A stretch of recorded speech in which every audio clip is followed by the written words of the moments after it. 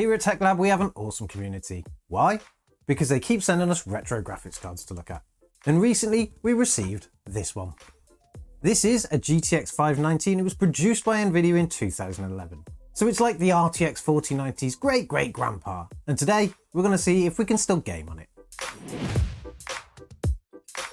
For those of you who are new to the channel, here at TechLabUK, when we're not looking at new items, we're on a bit of a tech journey catch-up. So it is awesome when one of our subscribers sends us something that they think is interesting and they want us to look at it. This is the GTX 590. It was released in March 2011 as an enthusiast level graphics card for a mere $699. I know that doesn't sound cheap, but compared to modern graphics cards, it's a bit of a bargain. It was released at a time when graphics card manufacturers were doing some really super cool things, and this is actually one of the coolest. It is a dual GPU graphics card, which means it can actually run in SLI on its own. It was a bit of a beast at the time when SLI was being put into games, but not so much nowadays. But that didn't actually stop the enthusiasts back in the day. They would actually run 2 of these to get quad SLI, which is awesome.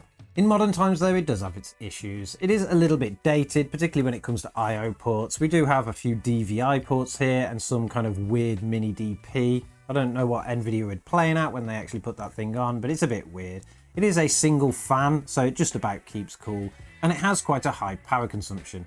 Drivers for this card were discontinued a long time ago, so that's going to cause you some issues. And even worse, even though it is a DirectX 12 graphics card, it is missing a lot of the toolsets, so it's a bit hit and miss when it comes to running modern titles. But that's enough about the card. We have been doing some benchmarking to see what it would actually play, and we actually found some interesting results. For those benchmarks, we did try a mixture of new and old titles, and I will admit, a lot of the new titles wouldn't play, mostly because of the DirectX problems. Games like Back 4 Blood wouldn't even start on this due to the DirectX issues, and of course that even extends itself to games like Doom Eternal, which is a bit of a shame because we know that that's a really well optimized game and it would have been good to see if this thing could have coped.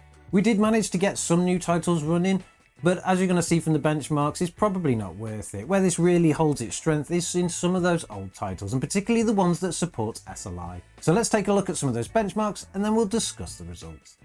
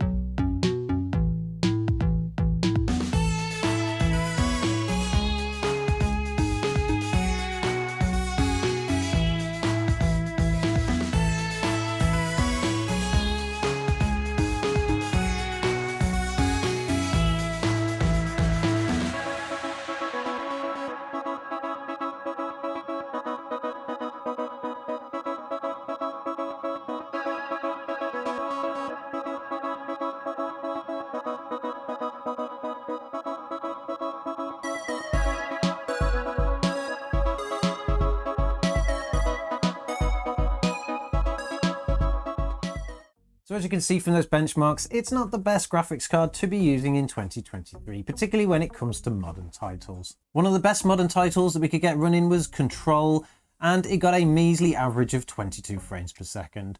Obviously the 1% lows there are well below 10, which means it's actually quite unplayable. We left that one in the chart just so you can see the difference between that and some of the older games, just to show you that it's not going to work too well. CSGO is the only esports type game that we tested really. It has become more demanding on older hardware over the years, but it's still not enough to become unplayable on the GTX 590. While testing the game within a bot match, we were getting an average of 120 frames per second and pretty decent 1% lows, so not bad and more than playable. Dirt 3 is not the most demanding game out there, and it was released at about the same time as the graphics card. Back then the GTX 590 wouldn't have had any issues playing it at all, and the story hasn't changed. In 1080p with high settings we saw an average of 168 frames per second. GTA 5 managed to get an average of 99 frames per second, with again a pretty decent 1% lows. There was a little stutter here and there, but nothing that would actually take away from the gameplay. Next we tested Tomb Raider. Now this is a 2013 version of the game, which means it came out around 2 years after the release of the graphics card. And it has always been a well optimized game for most hardware, and it really showed through within our benchmark. Running in 1080p high, the GTX 590 managed to pull an average of 119 frames per second, with great 1% lows, which gave it a great playing experience. I'm not surprised by this, as Tomb Raider is also a game that can fully utilise SLI and dual GPUs. Now the interesting thing about those results is all of the games that did exceptionally well were games that supported SLI. When running in SLI mode, you actually got a near modern graphics card performance out of this card. And that was fantastic to see. But is it actually worth picking one up nowadays just to run some games like that? Well, if you are going to play some of the older games just like that, and particularly if they do support SLI, then yeah, sure, why not pick one up? But you do need to consider a lot of other things. The first is that these are going to start becoming a bit more of a collector's piece due to the fact that they are pretty unique as far as graphics cards go. So you're probably going to pay a little bit of a premium. You can get a much faster card in a later generation, even from the low end of that kind of generation, for probably the same money. So you'd probably be better doing that.